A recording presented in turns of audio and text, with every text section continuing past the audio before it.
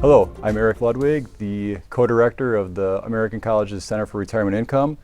And today we have a panel of advisors that have been kind enough to join us today. Well, thank you. Thank you guys so much for being here today. So what I'd like to do is start with you, Padric. Okay. How are clients reacting to inflation in these kind of crazy markets? Is there a willingness or a lack thereof to engage in retirement planning? What are you sort of seeing with your clients that you're working with? I think uniquely one would almost assume that there's a fear of freeze mode. That said, though, I think fear typically comes with not knowing. And so if you can eliminate that, ignorance almost, right, of not knowing, now you can create really momentum. So I would say right now what we're really seeing is really an excitement, because since we've talked about it, I look at it like football planning. You come up with a play, but you create audibles. And so since our clients know the audibles, when things happen, instead of there being a free or a fear or a run from it, becomes, hey, isn't this the time to double down? Like, absolutely, absolutely. And so you love to get those kind of phone calls instead of, hey, what's going on? Should we stop this? Everything's going on. It's more so, hey, let's actually get to it. So really seeing right now a momentum, excitement to get the planning and stick to the plan. That becomes with expectations that were set early of, hey, this is what's going to happen. This is what we have to deal with. Interest rates have been low. They're likely going to go up. We talk about it before it happens. So now when things start happening, it's never become a, hey, we're reactive. It's very proactive. I like that. So it sounds like this is not so much a time to be running from it, right, for advisors. It's a time to actually engage. Absolutely. It's the time to engage. And I believe once you really kind of set that stage, it creates a level of confidence. And we were just talking earlier about community. And so if you have a community of individuals, which typically, let's say if someone works in a given market, a space or company, these people talk, right? So if they're able to talk now and have conversations around confidence, it really now creates almost like a herding effect in a positive direction versus a negative. I love that. That's great. Jason, how about you? In today's inflation and, again, shaky markets that we've been experiencing, is there the kinds of retirement planning strategies that you've used with clients, are those changing at all? I think planning evolves. I think new products have come about, and we'll continue to see that. I do believe there are products out there that can help to stabilize a person's feelings towards how they might invest, whether it's creating a floor of some sort so that they don't lose money on a portion of their assets, or maybe it's just solidifying their income going forward. All of these strategies exist in our tools in our toolbox. It's a matter of what do we use today, and what we use today may not be what we exactly use next week or next year or so forth. So I think it's I don't think it's changing. I think we constantly tweak our strategies when we work with our clients and trying to determine what meets their situation. But obviously fear, we just talked about that. Media drives a lot of the conversation.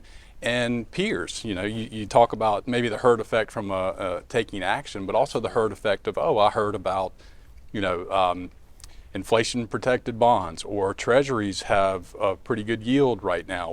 Where does that fit into my portfolio? And I think the good thing is what we've seen through these volatile markets is rates have come up, which obviously affects other pricing, but it also gives us that risk-free guarantee return. And so we can have some baseline of confidence in a portion of our money to know that that's maybe not going to lose. And then of course we can come up with strategies and take the appropriate risk to put them in the products, or at least the type of holdings that would meet their needs long term. Yeah, that's really interesting. So it sounds like there's an opportunity to engage. Absolutely. There's an opportunity to talk about whether it's sort of the old way, or maybe there's opportunities to use new products or new strategies anyways.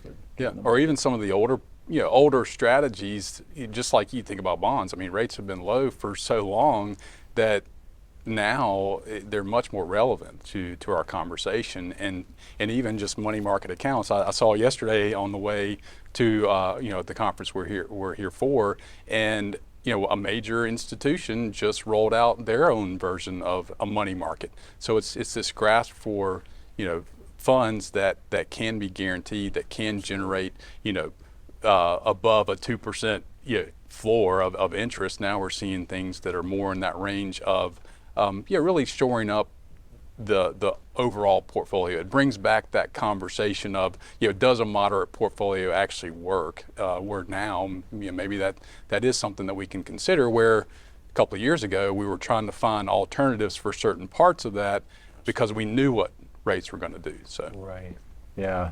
That's true, given what the Fed has been talking about. It sounds like even people at the highest levels of government are, right, they're still not quite sure what they're doing, right? So how does that trickle down to product selection? Yeah, and I think part of the conversation too, and going to the inflation fears, the Fed is telling us what they want to do, where they want to be. Of course, we're experiencing an interesting time where maybe they don't have that fully under control. Maybe they do, but it will take some time for us to get in what I would hope to be a more normal environment.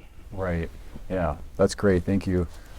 That leads me to wonder, Nancy, so there's sometimes markets and inflation and these volatile markets generate opportunities to engage, opportunities to use different product types and strategies.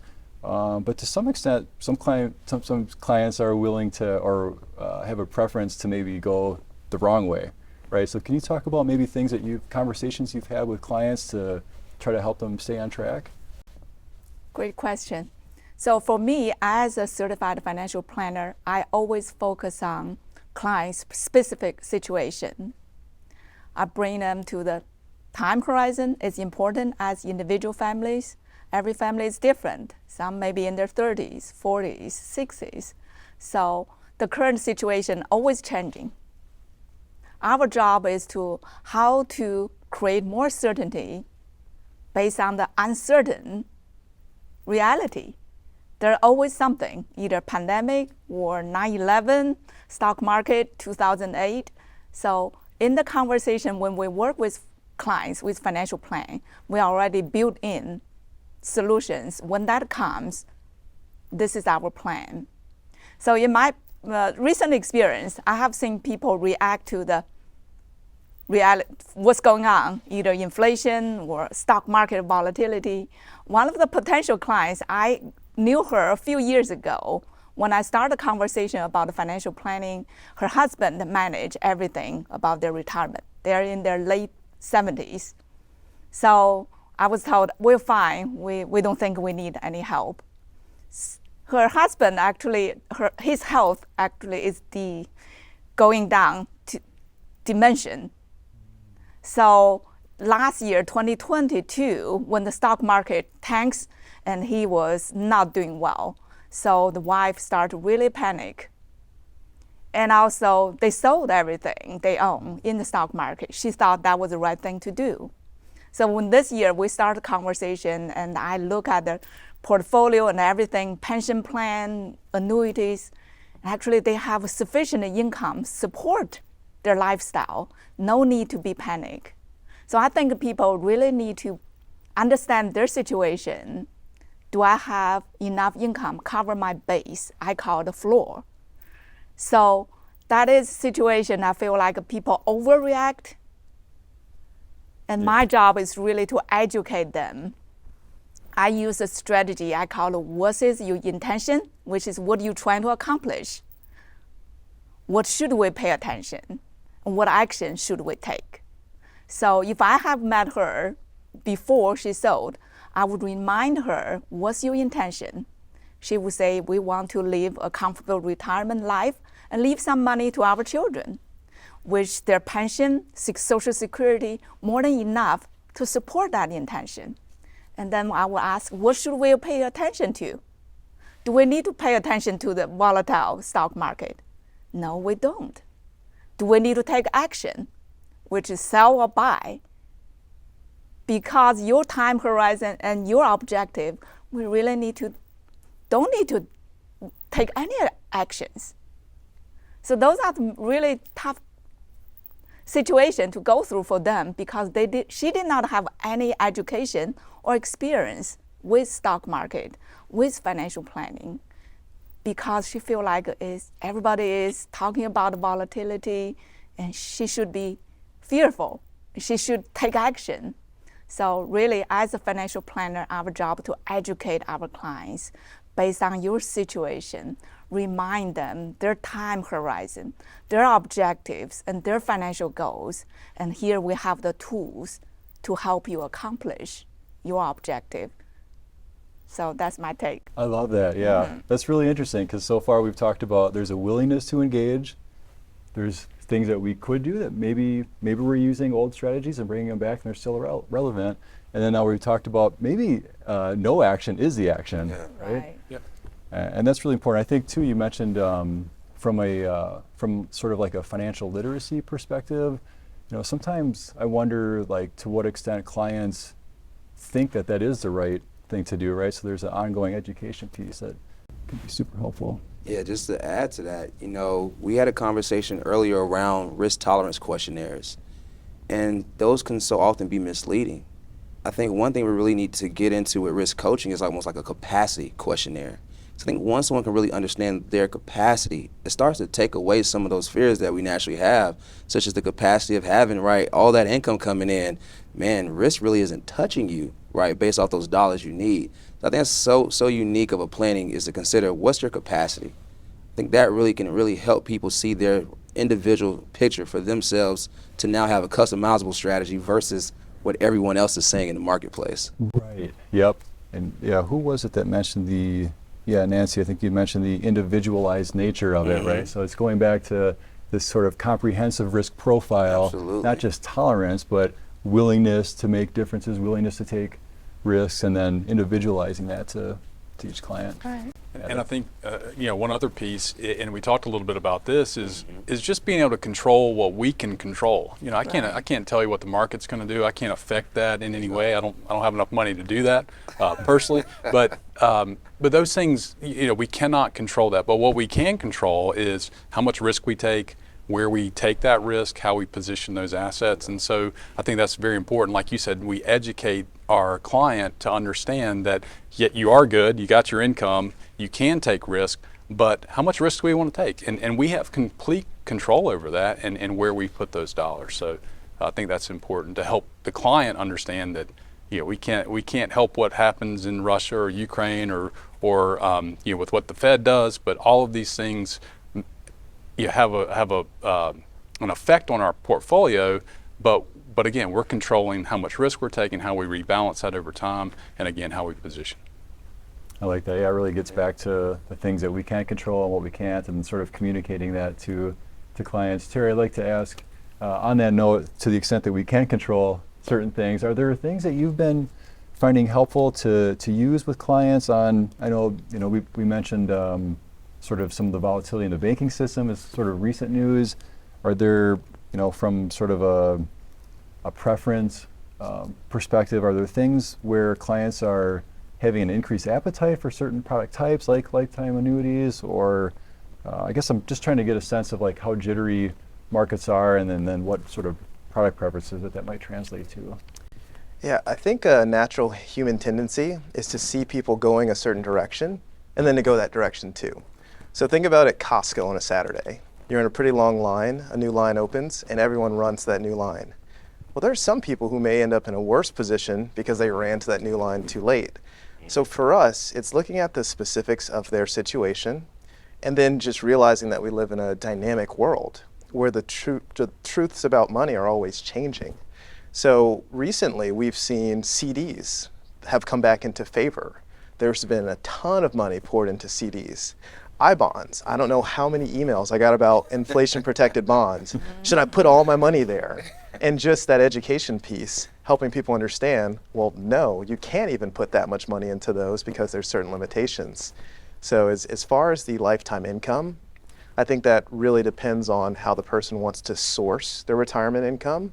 And for us, we've been using the retirement income style assessment, the RISA, because it's a empirical way for someone to consider how do they want to take this nest egg and turn it into spendable money.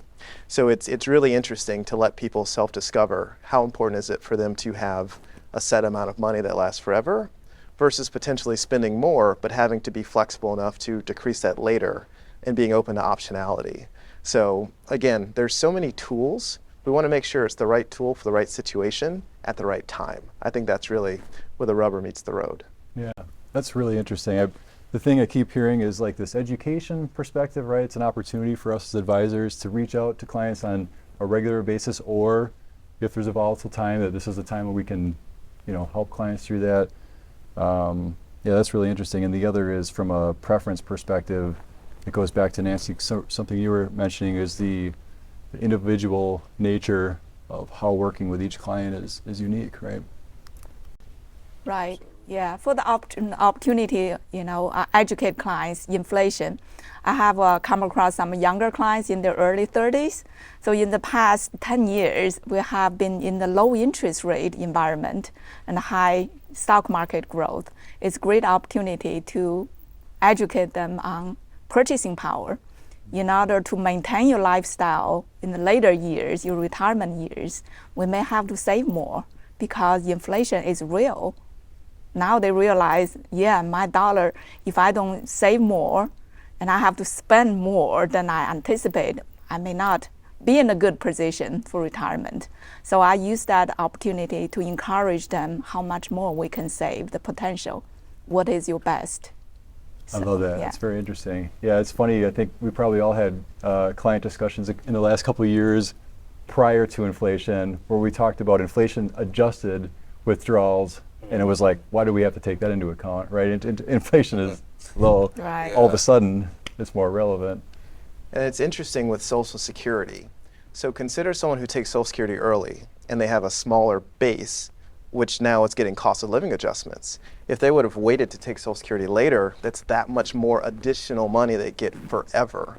So for me, I use the inflation portion as a way to re-emphasize the importance of making sure you make that right decision for Social Security. That's very interesting. Yeah.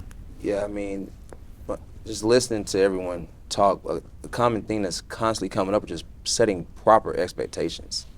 And I think that's where the true failure in retirement planning happens, is if you don't set the expectation, now confidence is lacking when the unknown happens. So now what does someone do when that happens? They typically back away. People stray away from what they don't know, they get closer towards what they do know. And so what I'm hearing from my peers here is simply set expectations up front around what can happen, how we could adjust, and if we do that, we can really move forward. Confidence. That's great, yeah. So let's start with another question for each of you. I think I'll start with Jason on this. We have, on that front, from an education perspective, we have this changing tax landscape. So we have Secure Act 2.0 just came out in December. We have the TCJA sunsetting in the next couple of years. And there's also this press about the insecurity of Social Security, the underfundedness in Medicare. Are clients thinking about that? Are they thinking about taxes? Are they thinking about how these social systems are going to impact them, or are they more sort of focused on current events? Great question. I can't tell you how many times in the last week I've heard a client or even a peer or just somebody say, "Oh, I don't think Social Security will be there for me." And these are older individuals, 60 plus, who feel like Social Security may go away for them.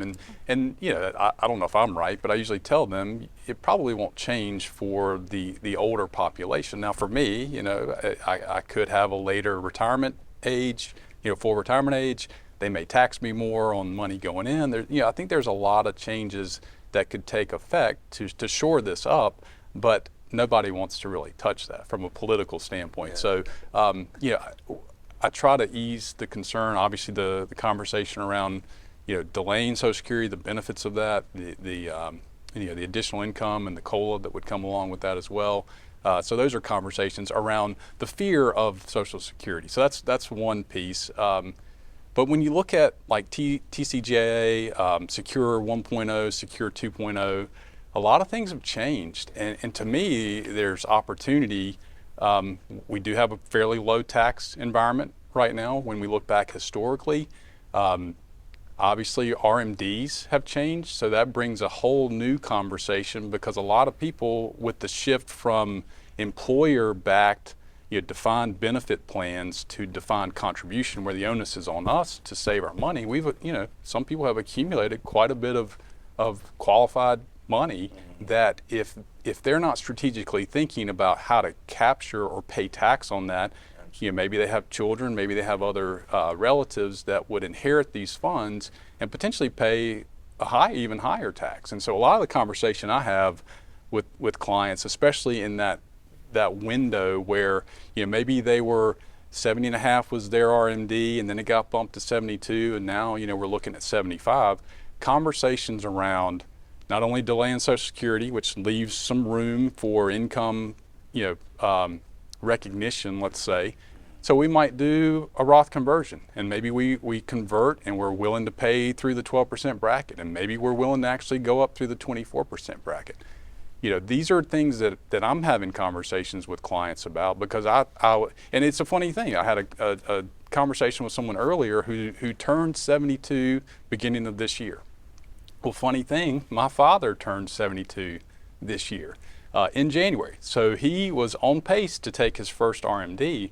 Well, now that's been delayed one more year. So these are conversations that I'm having with my own family members about, hey, wouldn't you rather pay tax at 12 or 24 versus maybe leave that and have it exposed to a much higher rate down the road? And even just the effect of getting money to a tax-free place, and who knows how much longer they may live to stretch that out. So that's a point. I do think the 2.0 auto enrollments, paying student loans through employer plans, a lot of neat things I think have come about from that. But it has changed our planning, especially when we think generationally.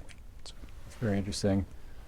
Well, we have time for maybe a quick mention. If anyone wants to go around the room, we could maybe briefly mention, again, so Padric similarly, are people discussing taxes and Social Security?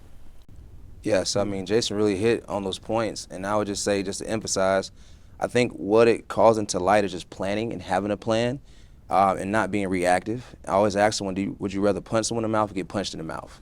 And right, allowing your dollars to be weighed is literally allowing Uncle Sam to punch you in the mouth. And so what you're naturally going to do at that time is have money forced out to you, leave it in cash, right, pull it in non-qualified dollars at that point anyway. Why not let's get ahead of that? Right, use some of those valleys if we're delaying Social Security, right, where we have a lower income base. Hey, let's front run some of those dollars, get them to a tax-free place, and now let's plan and think long term, because let's say if they're in a situation where they have a lot of income, you're not going to be using these dollars anyway. So now you're really setting yourself up for failure. So just that conversation around being proactive, let's see the lay of the land, look at the landmines we need to navigate, and then now adjust accordingly.